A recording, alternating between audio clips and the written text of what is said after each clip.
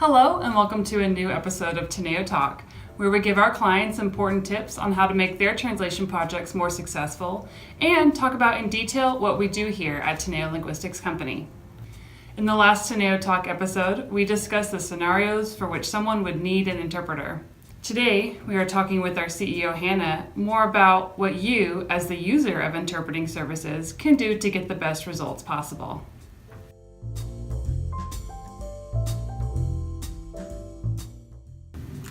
So for in-person interpreting services, which would be either consecutive or simultaneous interpreting services, it's important to think first and foremost about ordering in a timely manner.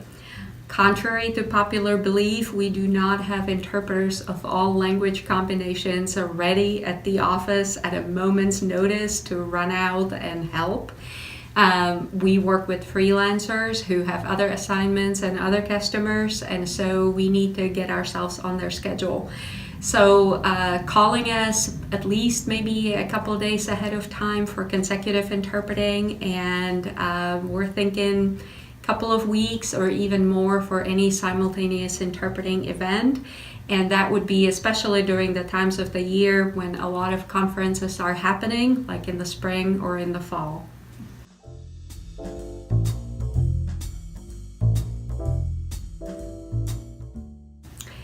We match interpreters to specific clients and events not just by their language combination, but also by their background and skills and experience, sometimes even education. So what we need to know from you as the customer is the type of the event, the language combination obviously, but is it a meeting or is it a conference, so that we can determine whether you need consecutive interpreting or simultaneous interpreting. And we want to know what you're going to be talking about, so that if it's a conference on recent changes to international law, we can be sure to line up an interpreter who has background in that area. So we match them by language, but more importantly, we match them by their skills and background so that they can handle your terminology correctly.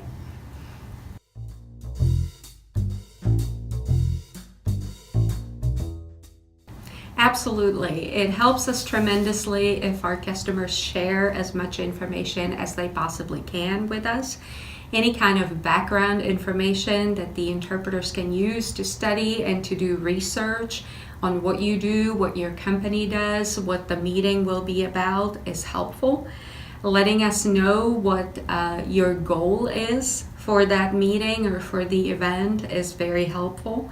For simultaneous interpreting, sharing PowerPoint presentations ahead of time will help the interpreters prepare. Every professional interpreter wants to do research and write notes, and it helps them to deliver the best result possible.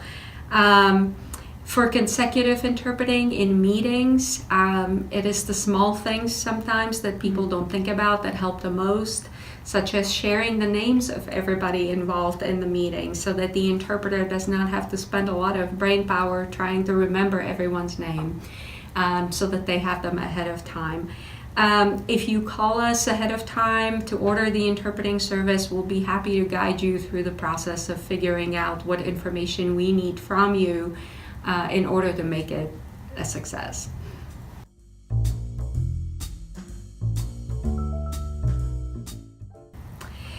Interpreters are humans.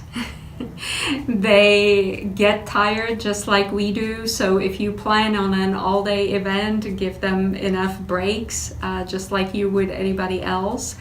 At simultaneous interpreting events, the interpreters will be in the back of the room, probably sitting in a conference interpreting booth.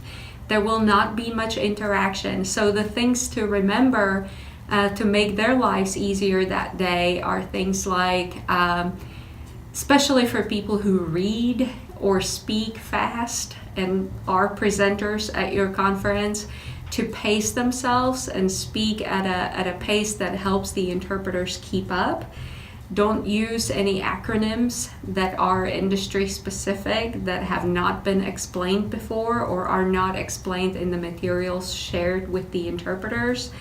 Limit the jokes to a minimum. Jokes are extremely difficult to interpret from one culture to another, and if you tell a joke and then you're waiting for people to laugh after your punchline, you may not get to the point of people laughing after the joke is interpreted. But jokes are one of the most difficult things to interpret.